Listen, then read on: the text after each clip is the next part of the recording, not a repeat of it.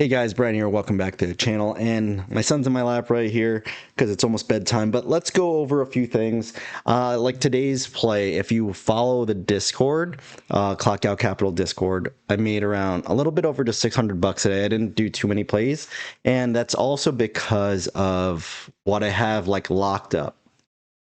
So I have a few covered calls, like for Palantir, for instance. My cost basis is $89 or no, 88 and change. And I have a few covered calls that, remember, it dropped all the way down to 70 at one point. I have a few covered calls that are kind of stuck. One's at 85 and I have 3 of them at 88. And so it's technically like at or below cost basis, which kind of sucks. So how do you manage that? And okay, then go to the bathroom. And then, so how do you manage that? That's like the biggest thing that I get asked, like on social media. I get asked when I do like little calls with people that I do mentor every now and then. How do I manage that? So, if you guys know me, I don't like having options plays longer than 30 days, 45 days max.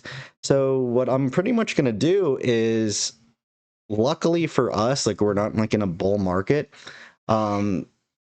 China's doing its thing, Trump's doing his thing, so we're going to get a lot of swings. So what potentially that I'm going to be looking at is like the volatility index, and right now we're like the 30. So as long as it stays in these 30s, 40s, there's going to be some fear in the market.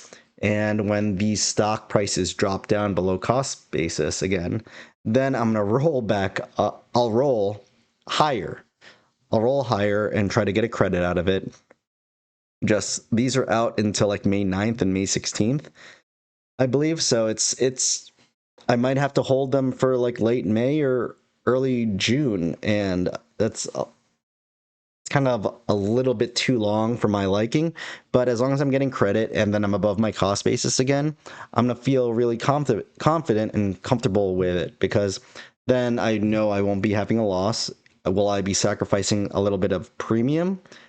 Yes, but at least I won't have a loss and I'll be able to start capturing more premium again come like end of May, early June, or I just get exercised and my shares get taken away from me at above my cost basis. So, and like that's the whole point of the wheel strategy, is to be able to be okay with letting go of your shares. And as long as you're up, there's no reason why to hold it. Like, and that's like the best thing possible. Like, just keep continuing making the income and keep compounding your income over and over again. Yeah, you could make a lot of appreciation, but if you could compound the income and keep rolling them into more contracts, you could make a full-time income doing this. So this is exactly what I'm doing. Is if I'm too deep, I'll probably be rolling a long time, or I'll just end up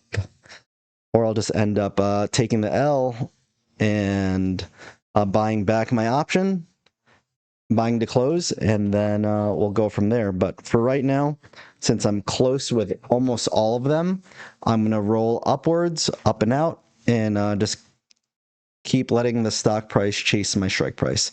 But that's about it. And I'll go over a few plays and a few stocks that I'm looking at specifically in the next video. Thanks for watching. I'll see you guys very soon. Peace.